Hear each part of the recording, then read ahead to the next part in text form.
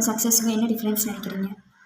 ஃபெயிலியர்னா நம்ம அடுத்தடுத்து வைக்கிற ஸ்டெப்புக்கு ஒவ்வொரு ஸ்டோன், அவ்வளோதான். சக்ஸஸ்ன்றது நம்ம கடைசியாக எடுத்து வைக்கிற ஒரு ஸ்டெப்புக்கான ஒரு ஹானர்டு, ஒரு மெடல்.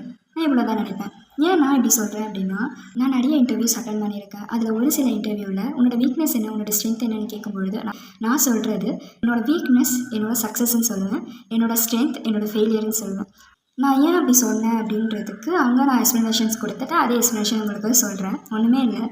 சின்ன வயசுலேருந்தே ஒரு பொண்ணு ஃபெயிலியர்ஸ் மட்டுமே பார்க்குறா அப்படின்னா அவளுக்கு இப்போ எந்த ஃபெயிலியர்ஸ் வந்தாலுமே அதை அவள் ஈஸியாக ஃபேஸ் அவுட் பண்ணிடுவான்னு அர்த்தம். ஸோ அதே போல் தான் நானும். எனக்கு சின்ன வயசுலேருந்து அவ்வளோ பெரிய சக்ஸஸ்ன்ட்டு ஒன்றுமே கிடச்சதில்லை. சின்ன சின்ன சக்ஸஸை கூட நான் ரொம்ப பெரிய விஷயமாக பார்த்த ஒரு பொண்ணு தான் நான்.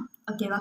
ஸோ அந்த ஃபெயிலியர்ஸ் எல்லாம் நான் கடந்து வரும்பொழுது எனக்கு கூட ஒரு பேக் போன், இல்லை ஒன்றும் இல்லை சரியாயிடும், நீ ஏன் இதுக்கெல்லாம் தொழுது போய் உட்காந்துட்ட, உனக்கெல்லாம் ஒன்றும் ஆகாது, நீ பாரு எவ்வளோ ஃபெயிலியர்ஸ் வந்தாலும் நீ வந்து ஃபேஸ் அவுட் பண்ணி நிற்கிற அப்படின்னு சொல்கிறதுக்கு ஷோல்டரை தட்டி கொடுக்குறதுக்குலாம் அப்போ எனக்கு பெருசாக அவ்வளோ பேக் போன் ஸ்டப்போர்ட்லாம் எனக்கு யாருமே இல்லை.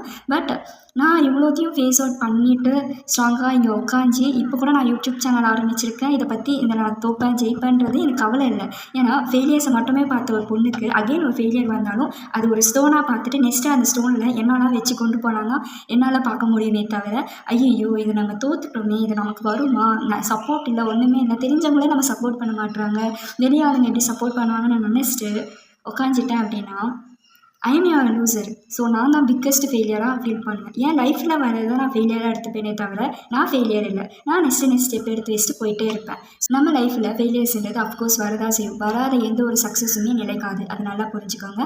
அண்ட் அது ஒரு குறுக்கு வழி சக்ஸஸாக கூட இருக்கலாம். அதனால் சக்ஸஸ் உடனே வந்தாலுமே அதை நல்லா செலிப்ரேட் பண்ணிவிட்டு அதுக்கப்புறம் அடுத்த ஒர்க்கை பார்க்க போயிடுங்க. அதுக்காக ஹார்ட் ஒர்க் பண்ணியிருக்கீங்க, அஃப்கோர்ஸ் சக்ஸஸை கொண்டாடி தான் ஆகணும். அண்ட் கொண்டாடிட்டு உடனே செய்யாதான் கிடச்சிச்சு நம்ம இதுக்கு மேலே ஜாலியாக இருக்கணும் மட்டும் எதுனாதீங்க.